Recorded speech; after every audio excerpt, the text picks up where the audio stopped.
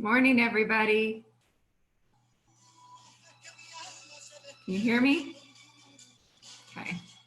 My hair is all frizzed out today. Anybody else having a bad hair day? I fixed it really nice for y'all yesterday, but look what happened. I'm glad y'all made it back today. I'm gonna get busy with roll. While I'm doing roll, let me share my screen with you and we'll see what's up for us today, okay?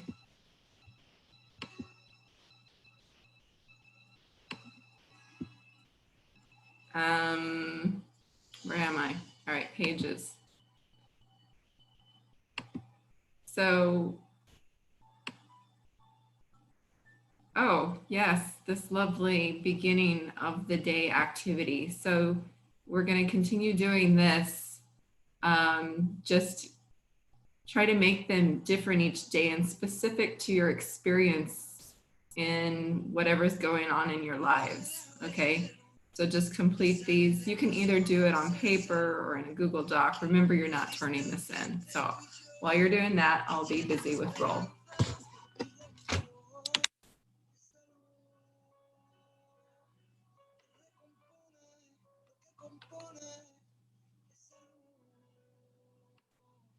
Morning, Kadesha.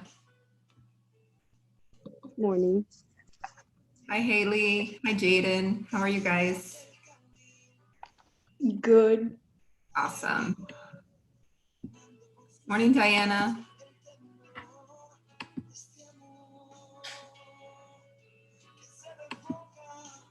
Hi, Olanda. Hi, Isabella. Hi, Jada. Good morning, Ashton. Jada and Ashton, if you can just sit up a little bit straighter or pull your screens down a little bit, just so I can see, that's better. Thanks, Jada. Ashton, you need to work on that a little bit more. Pull it down a little bit more if you can. That's better, thank you.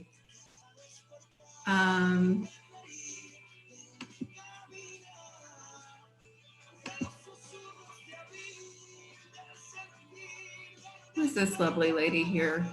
I need to change the way I'm seeing you guys because I can't see your names, all of you. Hi, Shamaika. Good morning. Michaela, can you put your screen down a little more? Thank you. Dashkar, how are you? Good. And Sebastian, hi. Martine, just move over a little bit more in the front of the screen, if you can, this way. Okay. And hi, Cecilia. If you and Ryan can both put your screens down a little bit more, that would be helpful. Hi, Ashan. Hi, Sophia. Sophia, la luz está, the light is really strong for you, huh? Yeah, that's better. All right, let me see if I can remember. Michaela, are you there? Speak up if you're there. I'm here. Okay, thank you. And I already said hi to Kadeja, right? Speak up for me. I don't remember seeing Ryan. Is Ryan here? Kadeja's here. Ryan's here, good. All right, and I saw Jada, Ashan. Joshua, are you there?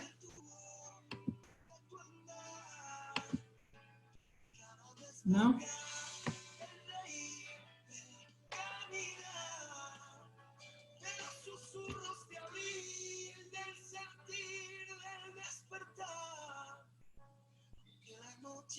Neftali, Shamaika. Camilo, I don't remember.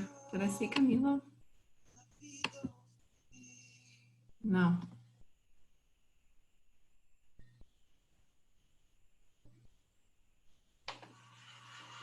Interruptions are the worst, especially when your busy day is interrupted by car trouble. I'm gonna have to call this family here. You can get back to what you were doing. Sebastian. Okay, I think I got everybody. Awesome. So who would like to share first? Any volunteers? All right, let me just start picking and choosing then. Kadeja, why don't you start?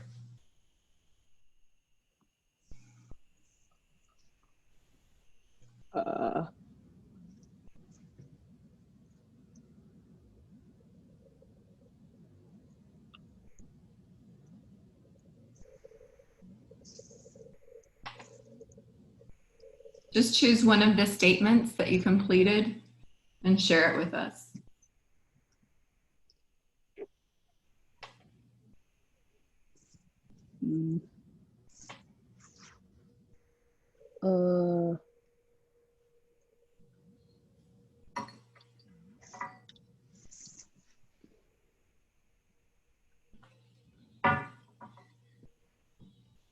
You want me to come back to you? Yes. Okay, sure. What about you, Ashan?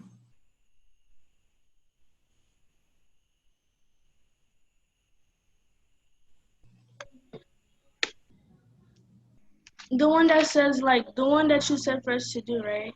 The Yeah, one that says, I believe and stuff like that? one. Okay. I believe I'm going to have a good year for 8th grade. All right, thank you.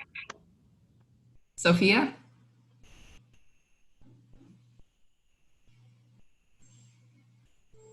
You're not ready? Okay. Ryan, can you put your screen down a little bit? I can't see your lovely face. Oh, okay. I said I believe that I could better my behavior. Okay, great. Ryan, a little bit more with the screen. Okay. Yeah. You're a handsome guy. You don't have anything to hide. Okay. Cecilia?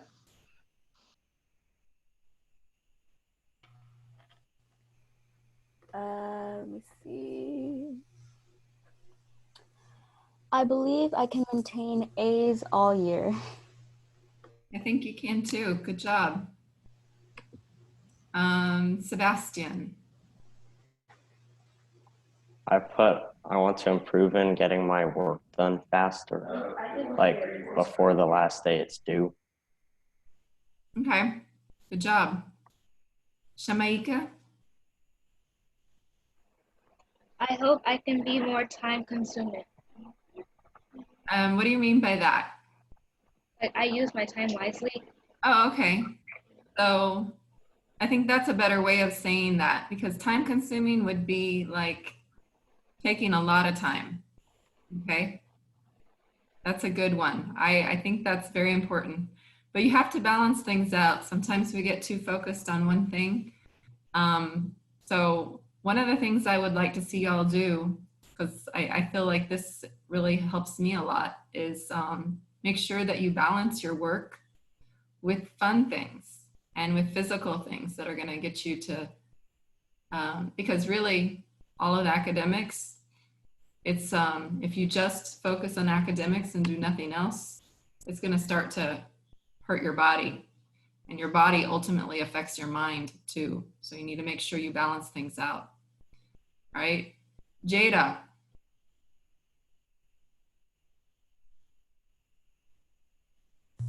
I love my family. You love your family? That's so sweet. That's good. Thank you. Diana? I need help in getting up early.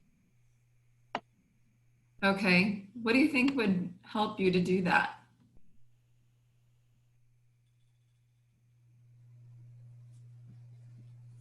Diana, what do you think would help you do that? Maybe if I go to sleep earlier, but I can't. Because? I already got used to sleeping later. I see. Well, you'll just have to adjust it bit by bit. If you do it slower, I don't know which is better, doing it gradually or doing it all at once. It's hard to say. All right, I think we're gonna go ahead and move on and the rest of you can share next time. I don't wanna forget any of you. So if I get back to this next time and I have, let me know. Okay, just speak up, don't be shy. Good morning, Neftali. All right, let me see. I need to go back to my role. I don't know if I counted her absent. I think I might have.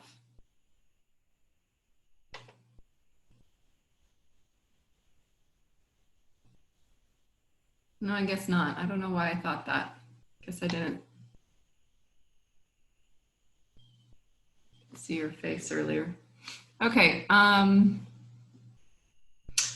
So we're gonna get to, now we're down here where it says day 2 supporting activity. I'm gonna watch this TED Talk with you guys. It's called Increase Your Self-Awareness with One Simple Fix. While you're watching the video, I want you to also consider one moment during which you were at odds with yourself. In other words, where you weren't quite right with the way you were being. And when we're finished, we're gonna try to focus on something that she mentions in her video, which is how to rephrase why something to what something. Watch the video and it'll become more clear.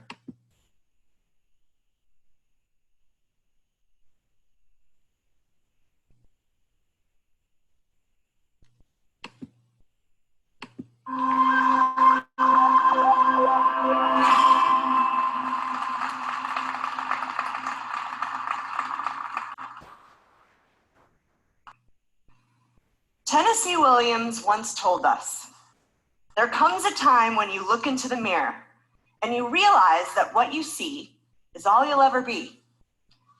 And then you accept it, or you kill yourself, or you stop looking in mirrors."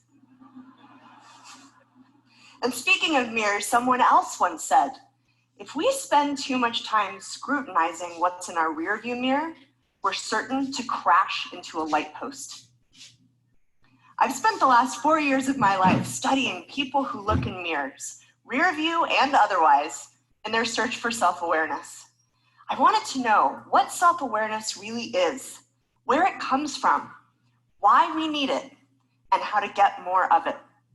My research team surveyed quantitatively thousands of people. We analyzed nearly 800 scientific studies. And we conducted dozens of in-depth interviews with people who made dramatic improvements in their self-awareness. Now, initially, we were actually so worried that we wouldn't find any of these people that we called them self-awareness unicorns. True, but thank goodness we did find them. Because what these unicorns taught me would create a groundbreaking revelation for how all of us can find genuine self-awareness. And that's what I want to share with you. Today, I want you to reflect on how you're reflecting. I know that's a mouthful. And to get there, we're going to need to shatter one of the most widely held beliefs about finding self-awareness. But first things first, what is this thing we call self-awareness anyway? It's the ability to see ourselves clearly, to understand who we are, how others see us, and how we fit into the world. Self-awareness gives us power. We might not always like what we see, but there's a comfort in knowing ourselves. And there's actually a ton of research showing that people who are self-aware are more fulfilled. They have stronger relationships. They're more creative.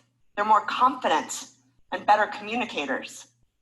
They're less likely to lie, cheat, and steal. They perform better at work and are more promotable, and they're more effective leaders with more profitable companies. In the world of self-awareness, there are 2 types of people. Those who think they're self-aware, and those who actually are. It's true. My team has found that 95% of people think they're self-aware, but the real number is closer to 10 to 15%. You know what this means, don't you? It means that on a good day, 80% of us are lying to ourselves about whether we're lying to ourselves. Pretty scary, right? So you can imagine the challenge we had in figuring out who was truly self-aware. What do you think would have happened if I had said, hey, how self-aware are you? Exactly. So to be part of our research, our unicorns had to clear 4 hurdles. They had to believe they were self-aware as measured by an assessment my team developed and validated. Using that same assessment, someone who knew them well had to agree.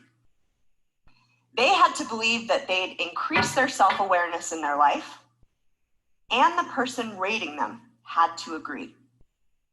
We found 50 people out of hundreds and hundreds and hundreds who met our criteria.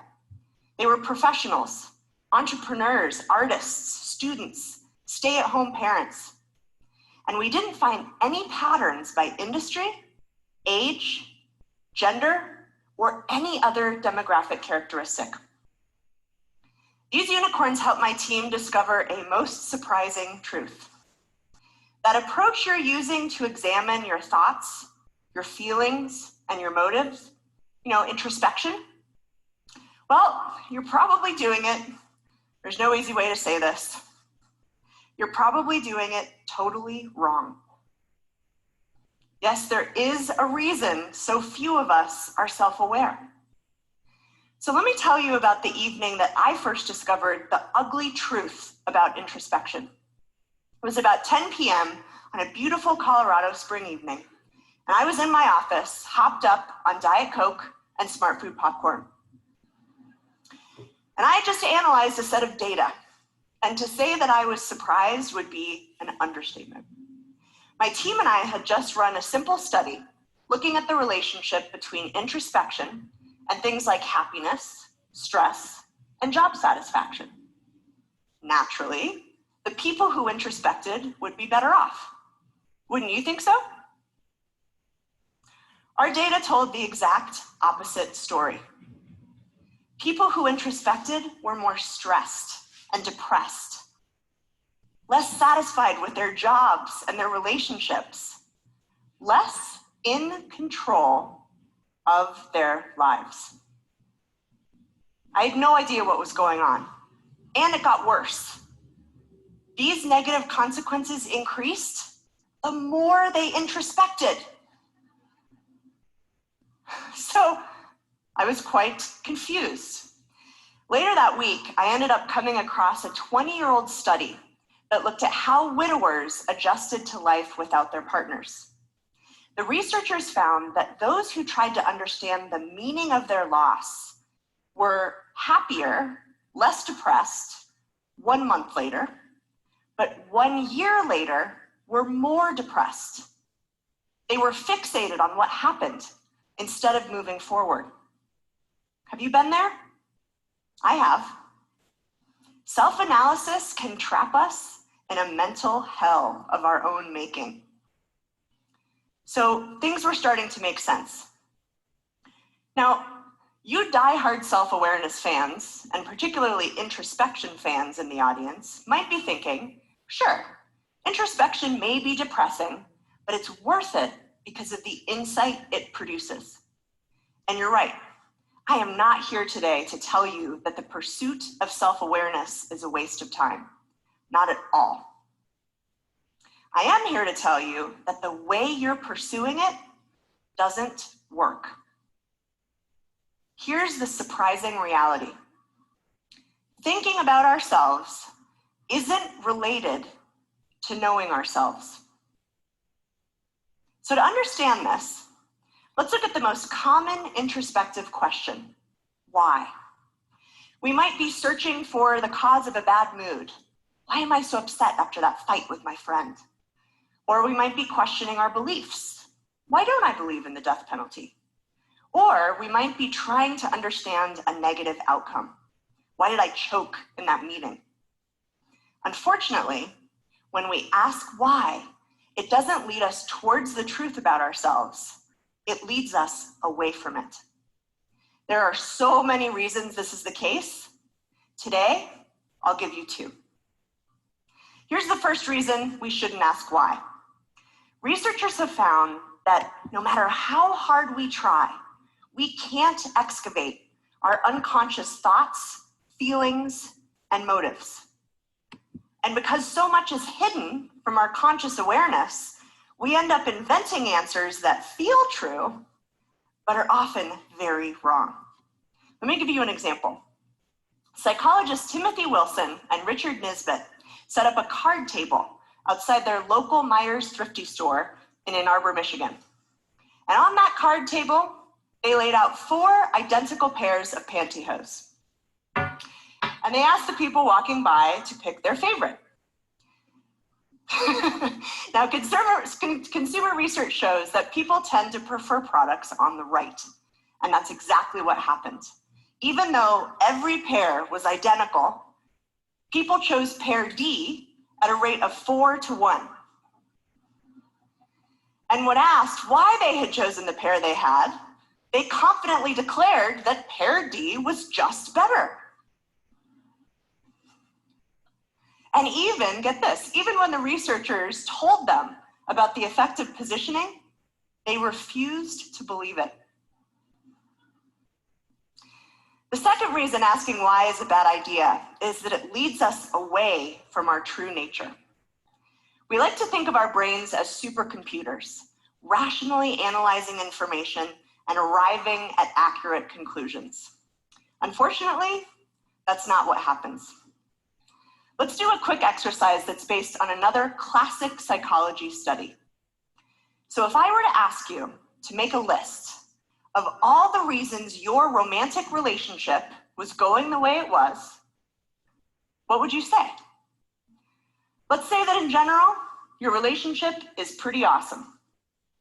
But let's just pretend that yesterday, you happened to get in a huge fight about the proper way to load the dishwasher. Really bad. Now, because of something called the recency effect, this is going to carry an unfair amount of weight.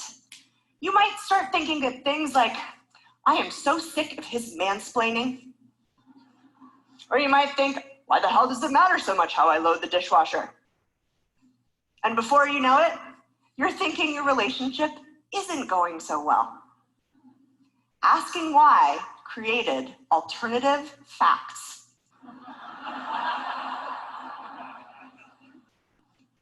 And over time, this leads us away from who we really are.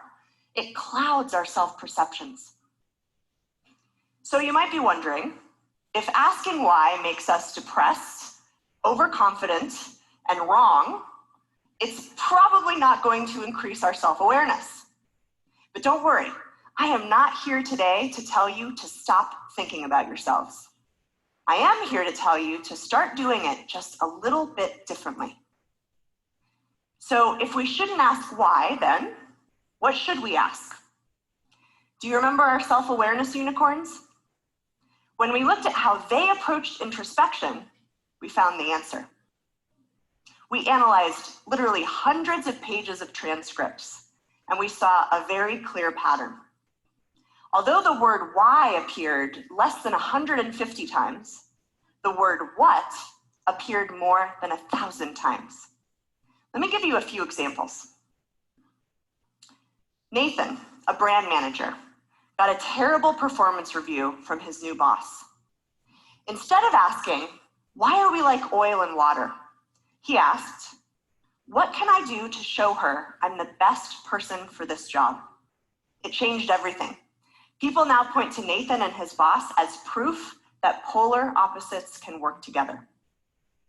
Sarah, an education leader, was diagnosed with breast cancer in her late 40s. And when she asked, why me? She said it felt like a death sentence. So then she asked, what's most important to me? This helped her define what she wanted her life to look like in whatever time she had left.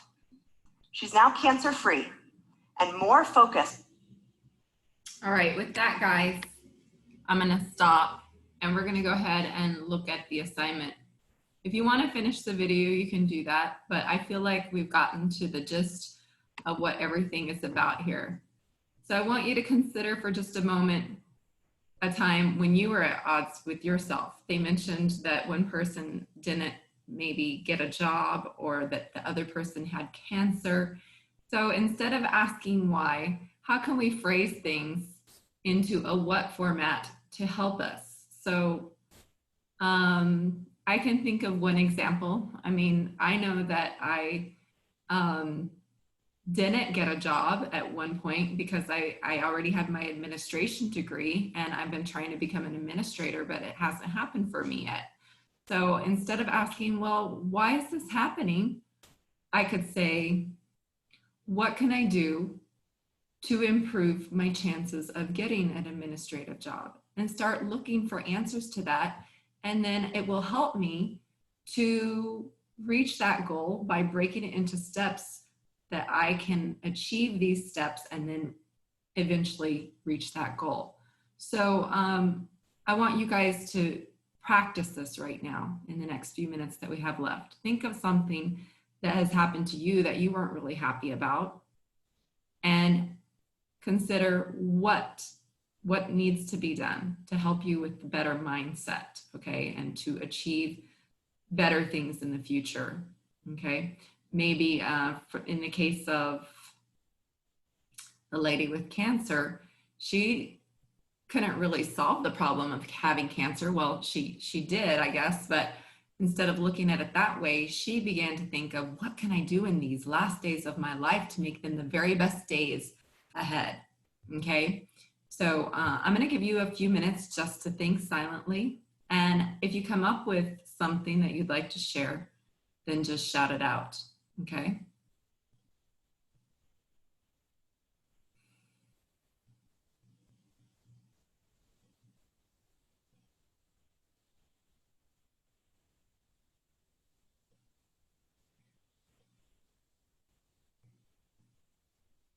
If you already have identified something that you didn't like, but are having a hard time phrasing it in the right way, you can share with me what happened and I'll try to help you to phrase it.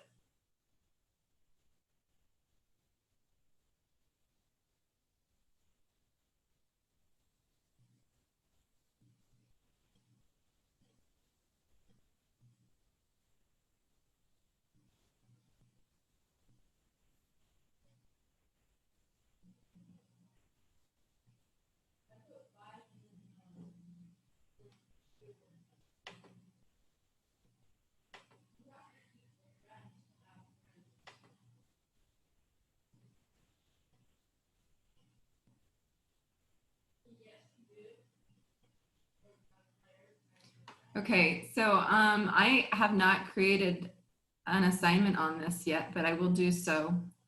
You'll find it in a couple minutes in Canvas and on Gradebook. And next time, we're gonna, instead of focusing on a new activity, we're gonna share things from this activity and our love letters, which I hope that you already submitted. Are there any questions about the love letters? I have a question about the iMovie. Yes. How do you do a voiceover? Okay, that's for another class. Or if you're using iMovie though, the rest of you can go ahead and sign off. You have a wonderful day and I'll stay on with you and explain that, okay? Okay. All right, take care all of you. Have a great day. All right, so for the iMovie, when you get to that, there should be a little plus sign. And on the plus sign, one of the options is you can add music. Another one is that you can add a voiceover. So when you get to the voiceover, you simply Audio? below that. Let me check. Hold on. I've Oh, got- voiceover. Okay, I got it. yeah. So click on voiceover, Yeah, I got it. I got it. Yeah. and you have to click record, and then you start talking. Okay. Okay. Yeah. So you'll want to talk at the speed that you want things to be showing as the pictures pass. Oh, okay. Because I thought audio was the last thing that you could add, but then I scrolled down and I saw voiceover. Okay. All right. Thank you. No problem, Jaden. Take All right. care. Bye. Bye-bye. Ashkar, you have a question?